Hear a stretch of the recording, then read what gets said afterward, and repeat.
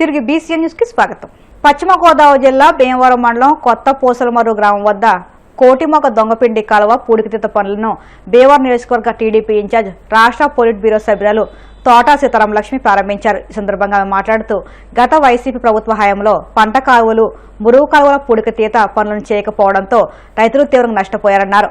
కోటిమొగ కాలువ పూడికతో ఉన్న పరిసర ప్రాంతాల రైతులు స్వచ్ఛందంగా పూడికతీత పనులను నిర్వహిస్తూ ప్రక్షాళన చేయడం సంతోషకరమని స్థానిక రైతులను లోసరి, గోట్లపాడు నీటి సంఘ కమిటీ సభ్యులను అభినందించారు.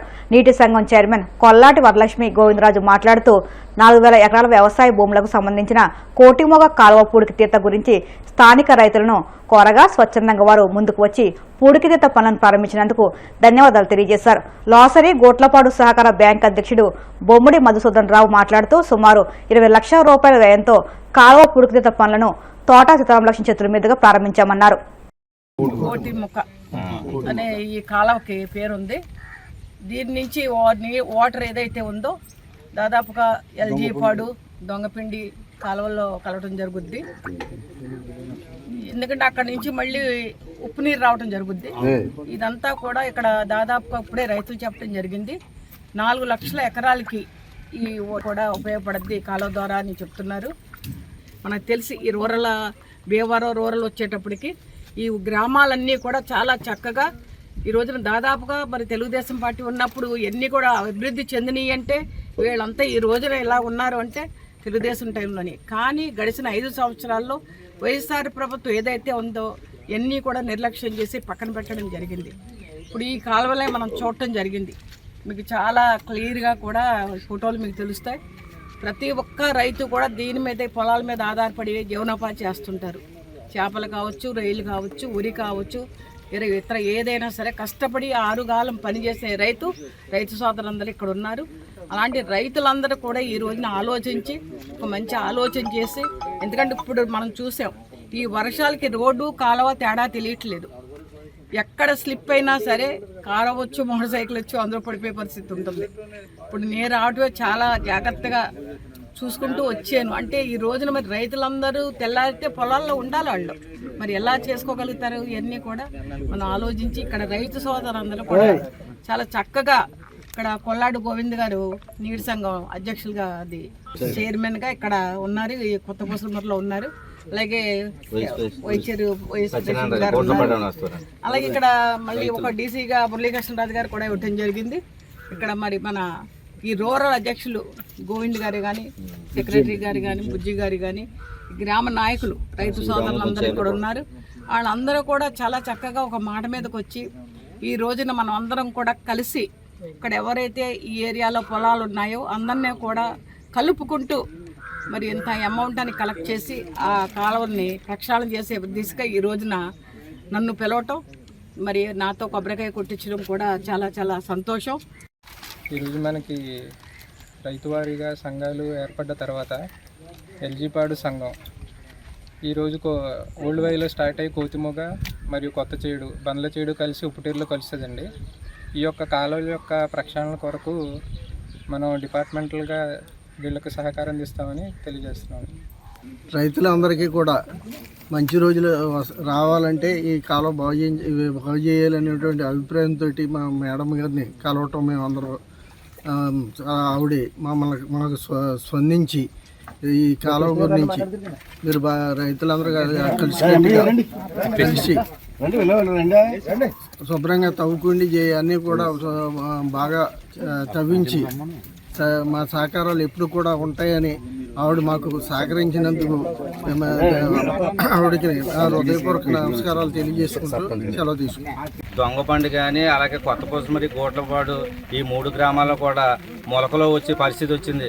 మరి ఈరోజు రైతులు సహకారంతో అలాగే గ్రాంట్ రూపంలో ఏదైనా వస్తే మేడం గారు మాకు సహకారం చేయమంటే నేనున్నాను, మీకు ఎందుకు, రైతులను సహకారం చేసి మీ సంఘం మీ గ్రామాలన్నీ కూడా ఏకగ్రంగా చేసుకుని నీట్గా కాలువ తవ్వుకొని కాలువను అభివృద్ధి చేసి మరియు కాలువను తవ్వుతూనే కాకుండా కాలువలోనూ ఏదైనా పక్కన ఏమన్నా ఇవి కానీ ఉంటే ఆక్రమణలు ఉంటాయి, ఆక్రమణలు కూడా స్వచ్ఛంగా చేసుకుని కలిపికట్టుగా పోయి మీరందరూ కూడా సహకరించి చేస్తే నేను గ్రాంట్ కూడా నేను తీసుకొస్తానని ఇప్పుడే మేడం గారు చెప్పారు.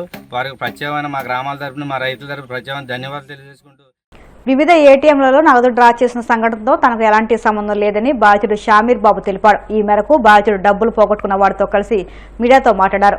గత అక్టోబర్ 2వ తేదీన అబిద్ అనే వ్యక్తి ఏటీఎంలో తన ఏటీఎం కార్డును మర్చిపోవడం జరిగిందన్నారు. అనంతరం ఆయన బ్యాంకులో ఫిర్యాదు చేయగా బ్యాంక్ అధికారులు సీసీ కెమెరా ద్వారా తాను నగదు తీసుకున్నట్లు తెలియజేశారన్నారు.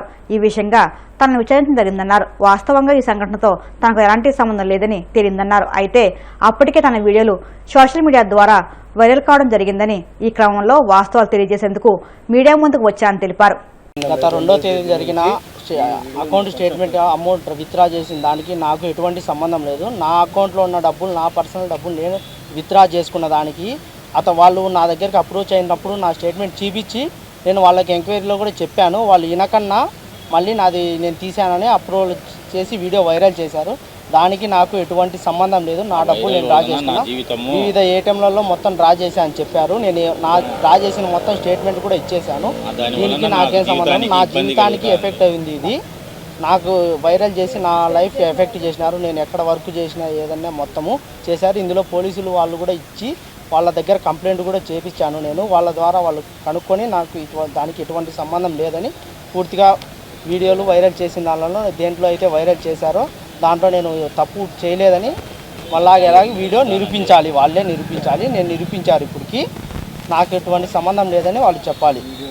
బాపట్ల జిల్లా పంగళూరు మండలం రామకూరు గ్రామంలో జిల్లా కలెక్టర్ వినోద్ కుమార్ పర్యటించారు. వర్షాల కారణంగా నీట మునిగిన పంట పొలాలు, చెరువులను ఆయన పరిశీలించారు. చెరువుల వద్ద ప్రమాదాలు జరగకుండా తగిన చర్యలు తీసుకోవాలని అధికారులకు సూచించారు. వరదల నేపథ్యంలో లోతట్టు ప్రాంత ప్రజలను అప్రమత్తం చేయాలని కలెక్టర్ ఆదేశించారు.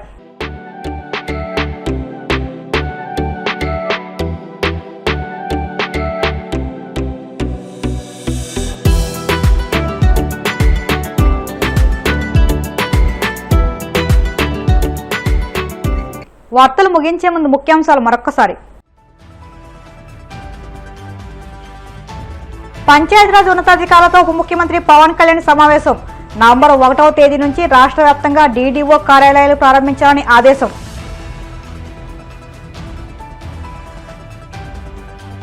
మెల్బోర్న్లో ఇంటర్నేషనల్ ఎడ్యుకేషన్ రౌండ్ టేబుల్ భేటీలో పాల్గొన్న మంత్రి లోకేష్. లీప్ కార్యక్రమంతో విద్యార్థుల్లో అభ్యసన ఫలితాలు మెరుగుపడతాయని వ్యాఖ్య.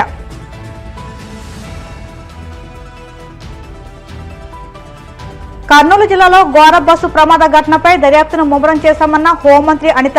బస్సు డ్రైవర్ను అదుపులోకి తీసుకుని విచారిస్తున్నట్లు వెల్లడి.